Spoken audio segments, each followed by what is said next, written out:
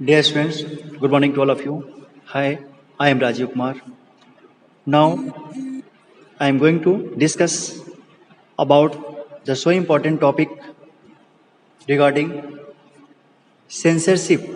That means जब हम बात करते हैं censorship का, यहाँ हम इसे जानेंगे the perfect Hindi meaning of the censorship is called as अभिवेचन या नियंत्रण।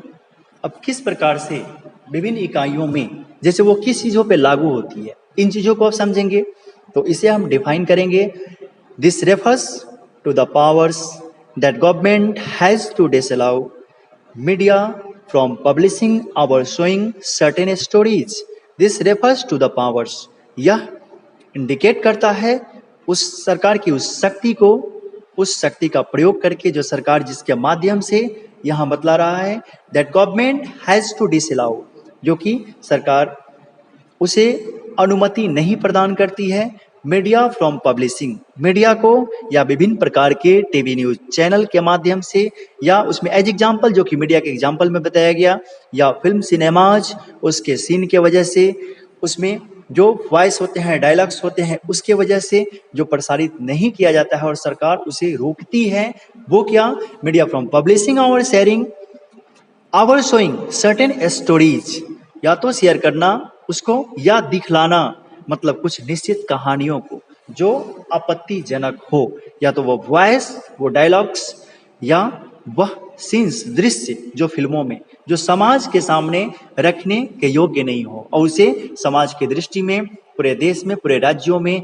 एक साथ बैठ के सामाजिक हम उसे नहीं देख सके, तो यह उसे शो करता है। इस दृष्टि में हम एक चीज और जानेंगे, that means the full form of CBFC। Whenever we are going to discuss about the full form of CBFC, that means Central Board of Film Certification, जो प्रमाणित जो सर्टिफाइड करता है वह सेंट्रल बोर्ड फिल्मों को, ये भी सेंसरशिप से रिलेटेड है जो कि नियंत्रित करता है। तो यहाँ पे उसका गठन उसकी स्थापना 15 जनवरी 1951 15 जनवरी 1951 में हुई थी, जो कि ऑर्गेनाइज्ड होता है ministry of information and broadcasting से। और यहाँ इस तरीके से हम कैसे समझेंगे जब हम बात कर रहे हैं यहाँ पे सेंसरशिप का, तो यहाँ इस तरीके से जानेंगे। However the reality is that media is far from independent, माने यहाँ पे जैसे जब कभी वास्तविकता ये है is that media is far from independent, माने मीडिया बहुत ही कोसों दूर है इंडिपेंडेंट स्वतंत्रता से। यहाँ आज उसके ऊपर प्रतिबंध लग रहा है, आज उसे प्रतिबंधित किया जा रहा है, कभी कभी वो स्टेट गवर्नमेंट या सेंट्रल गवर्नमेंट के अधीन उसकी कार्यवाही पे रोक लगाई जा रही है। This is mainly because of two reasons, यहाँ इसका कारण दो है, इसमें इसके पीछे दो कारण दर्शाए गए हैं। The first is the control that the government has on the media, पहला ये कि पूरा तरह से नियंत्रण जो है, the first is the control that the government, वह नियंत्रण जो है सरकार का हैज ऑन द मीडिया, वो मीडिया के ऊपर है।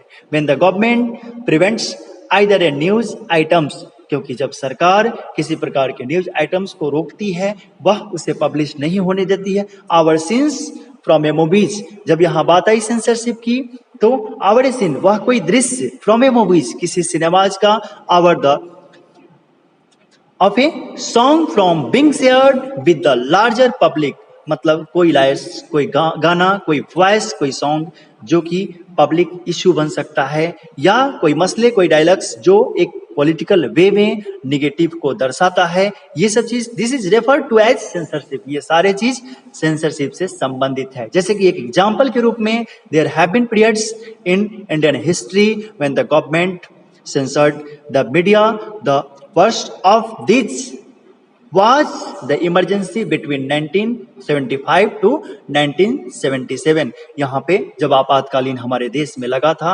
1975 से 77 के बीच में, उस समय प्रतिबंधित किया था उन चीजों को प्रसार करने में। यहाँ हम सेंसरशिप को इन चीजों से व्यक्त करते हैं। Dear students, I wish and I think definitely which I am telling you that will be cleared and you all are able to understand. And thanks for today's class, today's videos. Definitely I will give the nice video in coming next classes. Thanks you. Bye bye. Have a nice day. Take care.